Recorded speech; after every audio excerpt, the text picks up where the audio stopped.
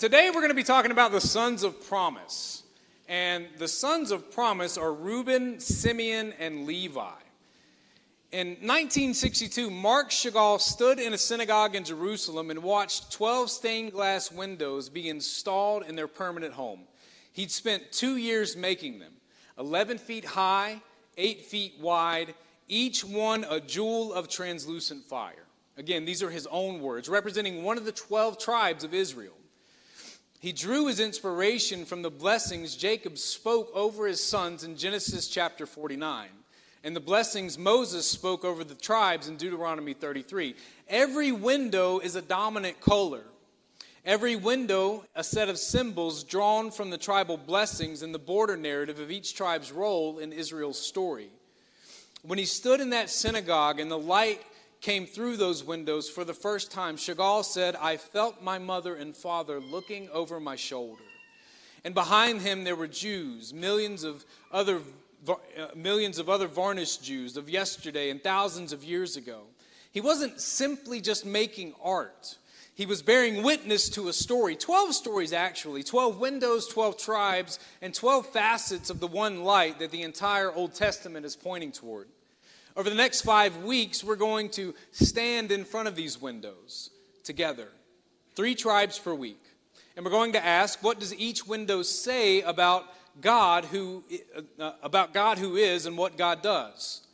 And how does each tribe find its completion in the one whom the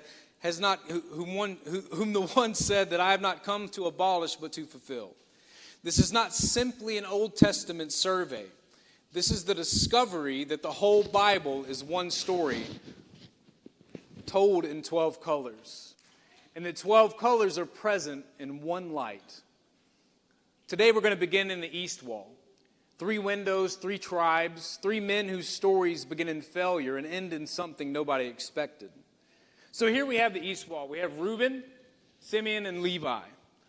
The east wall of the Abel synagogue in Jerusalem faces towards the rising sun, towards the direction of prayer, toward the place where light originates. And the 3 windows on the east wall are the 3 oldest sons of Jacob, the ones who should have led.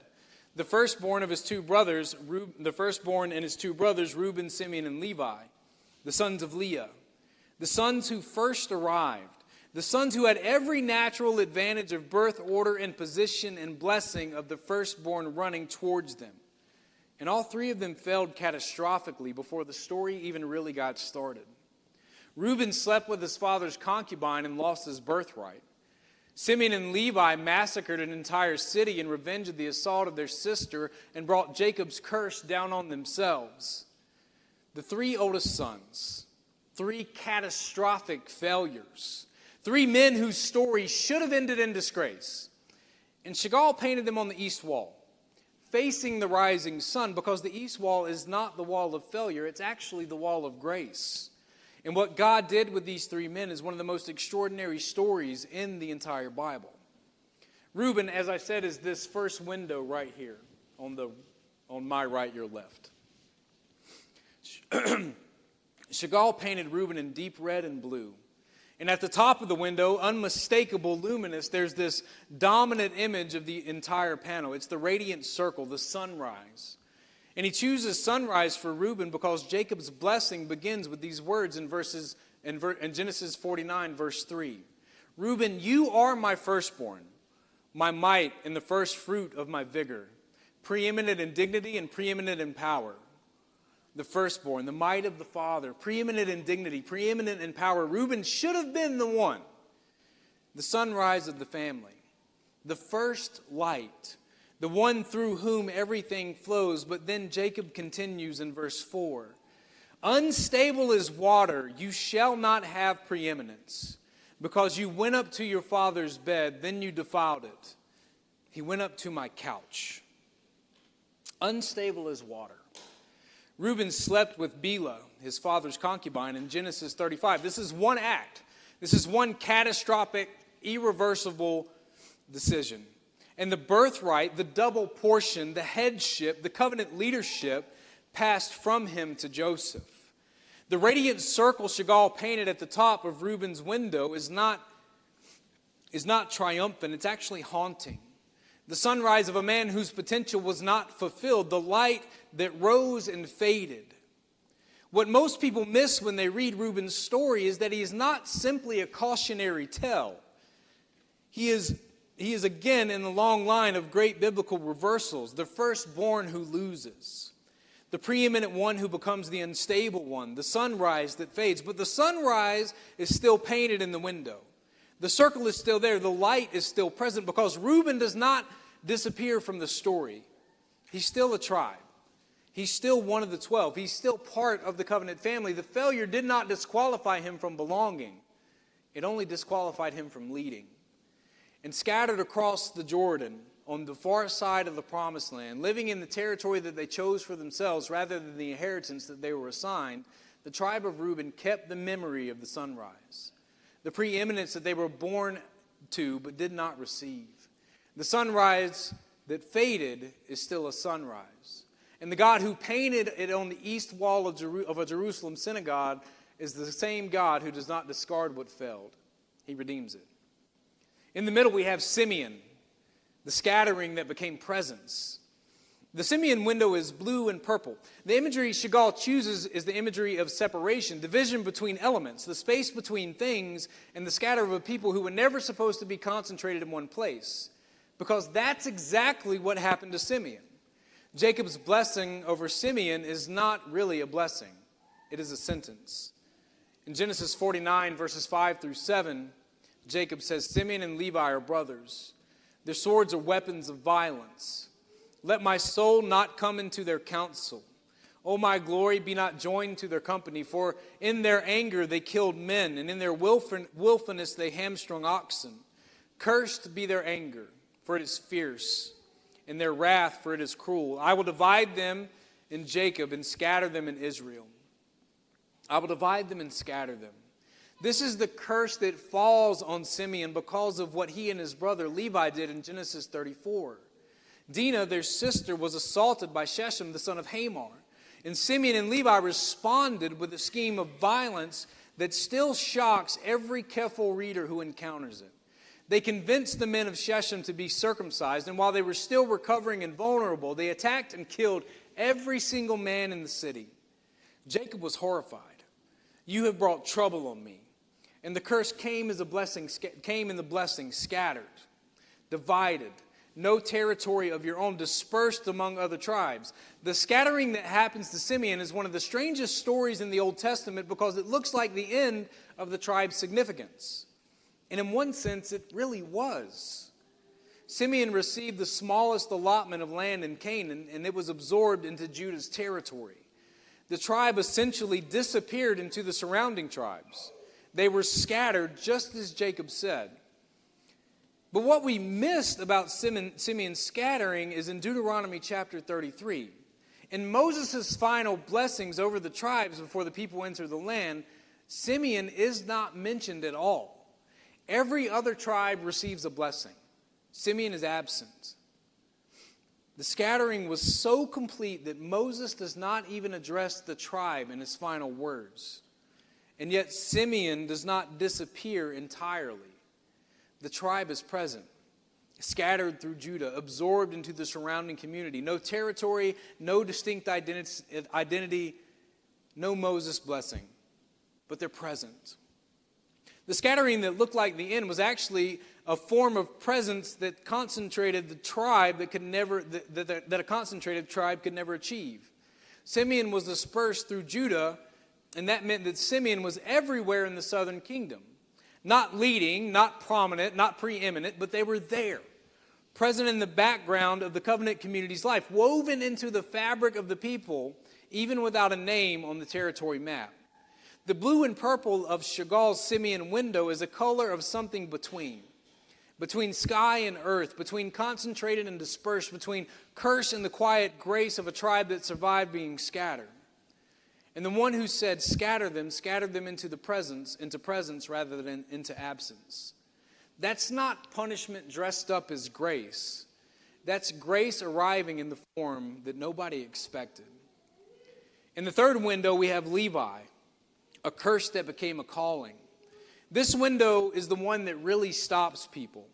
Chagall painted Levi in dominant yellow, not the haunting red of Reuben's faded sunrise, and not the ambiguous blue-purple of Simeon's scattering yellow, the color of gold, the color of the sun at its height, the color of the sacred objects in the tabernacle, the menorah, the ark, the vessels of worship.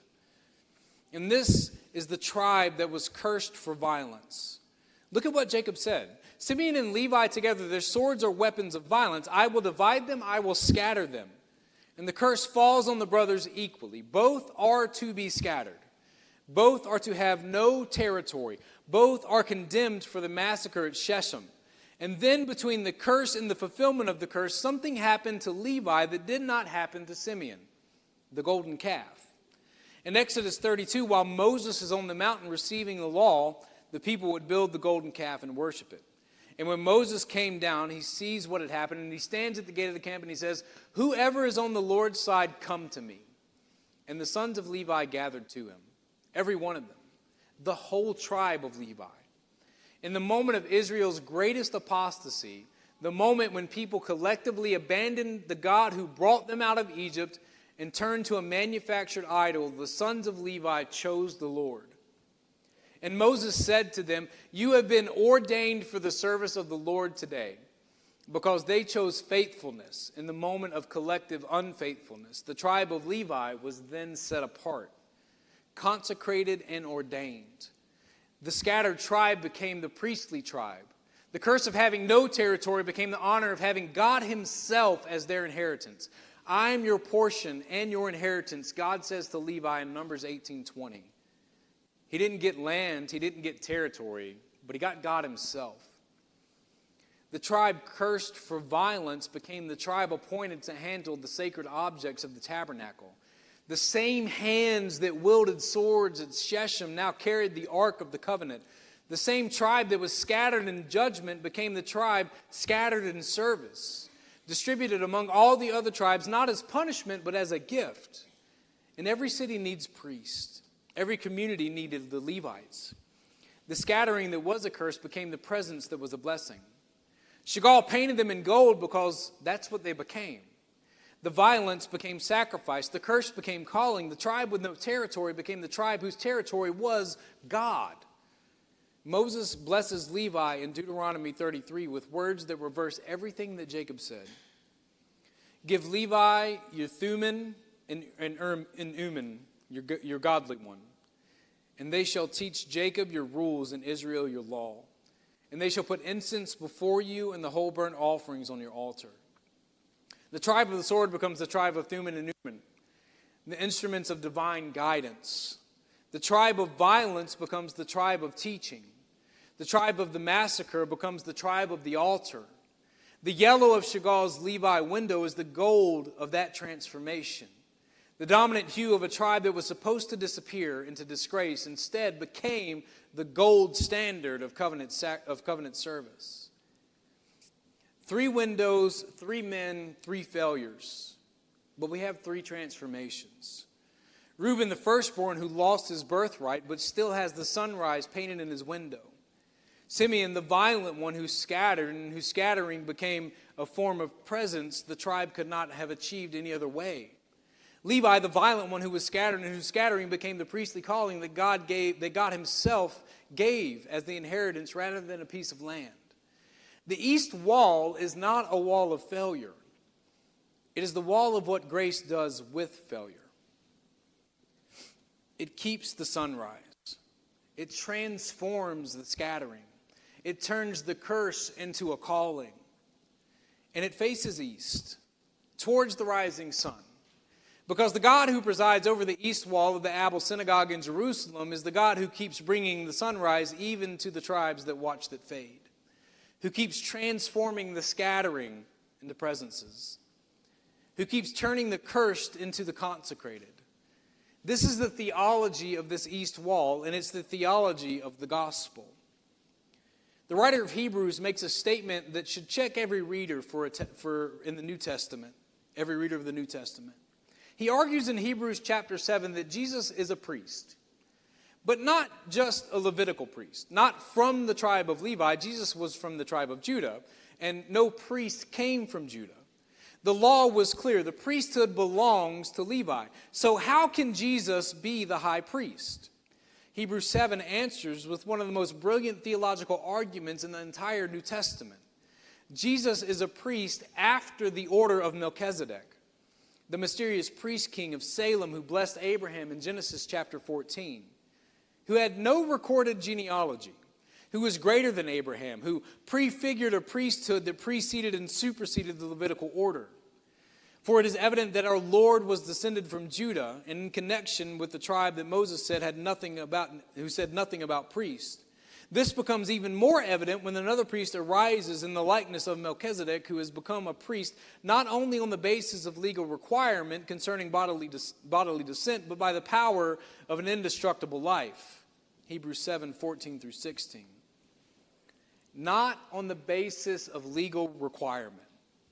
Not because he was born into the right tribe, but by the power of an indestructible life. The Levitical priesthood was real, and it was ordained, and it was the goal of the east wall pointing towards something, but it was doing something only, pointing. It was never the destination. The priests who served in the tabernacle and the temple were mortal. They died. The ministry was interrupted by death and had to be carried on by their successors. There was always another high priest because the current one always died. But this one, the priest after the order of Melchizedek, lives forever. His ministry is not interrupted by death because death could not hold him. The indestructible life, the answer to the limitation of the Levitical priesthood, not a different kind of priest, the fulfillment of the Levitical priesthood was always pointing towards. Levi was given no territory because God was his inheritance. Who inherited everything? Jesus. All things were created through him and for him. Levi was scattered among the tribes as a priestly presence. Jesus is present everywhere. I am with you always, even to the end of the age. Levi handled the sacred objects of the tabernacle. Jesus is the tabernacle, the Word who became flesh and tabernacled among us. The yellow of Chagall's Levi window is the shadow of the gold of the true high priest. The sacred objects of the tabernacle that the Levites carried are the shadows of the one who is the true light, the true bread, the true presence of God among his people. The east wall points east, towards the rising sun. And the rising sun points towards the one who said, I am the light of the world. Whoever follows me will not walk in darkness, but will have the light of life. The firstborn who should have led, but lost the birthright, the true firstborn of all creation who holds all things together. The tribes scattered and cursed. The true high priest scattered his presence through the Spirit into every believer in every nation. The curse transformed into calling. The cross transformed the cursed into the calling of a people who are a chosen race, a royal priesthood, a holy nation. The east wall is the sunrise of the gospel told in 3 windows. Reuben's faded sunrise finds fulfillment in the one who is the same yesterday, today, and forever, whose sunrise never fades. Simeon's scattering finds its fulfillment in the one who says to go into all the world, the scattered presence of the Spirit in every nation, language, and tribe. Levi's gold finds its fulfillment in the one who is the great high priest who has passed through the heavens, Jesus, the Son of God, who is able to sympathize with our weaknesses. 3 windows, 1 light. The east wall of the Abel synagogue faces the rising sun. And the rising sun it faces is still rising. Chagall said that while he was working on these windows, that he felt his mother and father looking over his shoulder, and behind them millions of vanished Jews. He was painting for them, for the ones who came before, for the ones who carried the story. And I want to suggest that your story is in these windows too. If you have been a Reuben, the one who had every advantage and used it wrong, the firstborn whose sunrise faded before the day got started, your window is still on the east wall. The sunrise is still painted. The light is still there. The failure did not remove you from the covenant family. It only clarified that you are the source. It only clarified that you are not the source of light. You are the window that it passes through. If you have been a Simeon, scattered, dispersed, not no concentrated identity, woven into the background of things without prominence or territory. Your scattering is your ministry. You are present everywhere that you've been scattered. The curse that looked like the end was the grace that put you everywhere the covenant community needed a presence. If you've been a Levi, cursed for violence, condemned for what your anger produced, told you would be divided and scattered, the gold is coming. The curse can become a calling. The tribe without territory can become the tribe whose inheritance is God himself. 3 windows, 3 stories, but 1 grace. Chagall called them jewels of translucent fire. Light passing through colored glass, each color different. Each window, as you see, distinct. But all of them letting through the same light. Understand that each of you are a window. That light passes through you, and that light is the same light that passes through every other window in this room. The same source, the different colors though, the different histories, the different failures and transformations and callings. But it's the same light. And it's been rising since before Reuben was born, and it's still rising now. Chagall painted these windows, and you can go see them in Jerusalem at the Abel Synagogue in Jerusalem at the University Hospital. But he painted these windows, and these windows tell a story. They tell a story of the tribes of Israel. And not only the tribes of Israel, but the sons of Israel, whom these tribes represent. They tell the story of failures, of something that was seemingly final, but God restored them to something beautiful in the end. And the light that passes through these windows, and you can look it up online, but as you see the light pass through these windows, the colors that come through, you can almost feel the presence and the weight of what Chagall was trying to say, of what he was trying to communicate, the depression of Reuben's failure, the scattering of Simeon, the restoration of Levi and the gold. You can almost feel it as the light shines through. And yes, that is a metaphor for us. We are, in fact, windows just like these, if we allow the light of Christ to shine through us.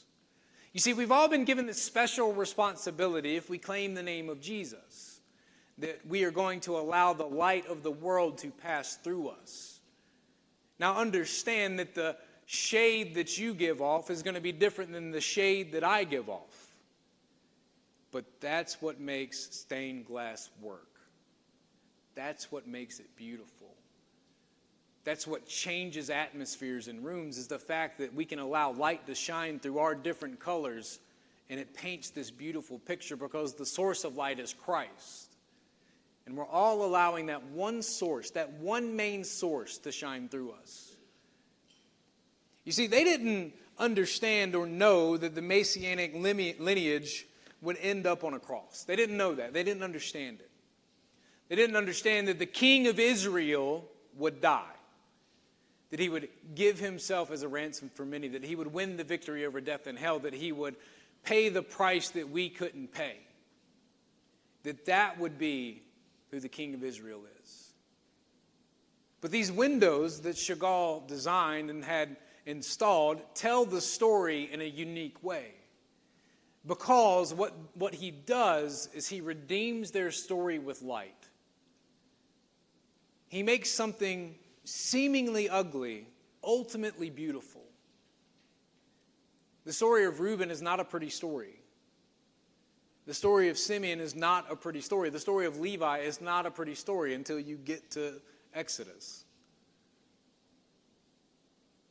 Your story's probably not a pretty story either.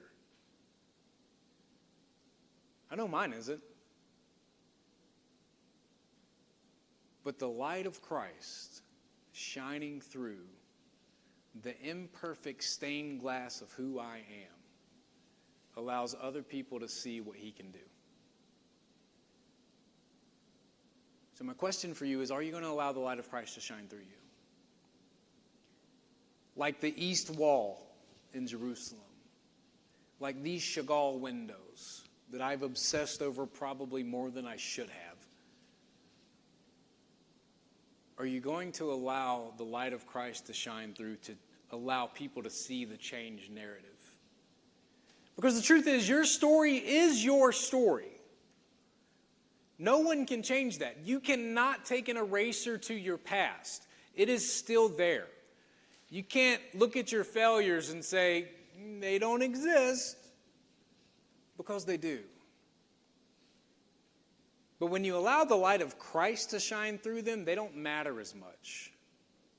Because the beauty of redemption takes over the beauty of failure and the beauty of your past. And that's really what Chagall's trying to communicate here. Especially with the sons of promise. If you'll stand with me. Jesus, I thank you that we can gather here today. I thank you that, God, we can stand in a church and experience in some way the transformation of light through stained glass. God, I thank you that we ourselves are windows. God, that people can see. And God, may we rise to the occasion. May we rise and be a people that, God, just exude the transformation of light passing through. Your light, Jesus. Your light that is the light of the world. The light that you even said in Matthew that said, may it so shine that people would see the good works of your Father in heaven. May we be those people. May we realize that we shine different colors, but God, we shine together because your light passes through each one of us and we worship you, Jesus. God, I thank you for Chagall, who had the artistic mindset to make these windows. God, to put images in there, to communicate a story, not in a way that only art can do things. You give this creative ability to a man. And God, allow us to see what you meant and what he meant. Allow us to be your stained glass windows in this world. Allow your light to shine through us. Allow people to see the beauty, truth, and goodness of a crucified Savior in everything that we do. Because my goodness, that's all the world needs. They just need you, Jesus. And they need spirit-filled believers who let the light shine through them. Let us be that church. It's in your holy and matchless name that I pray, Jesus. Amen.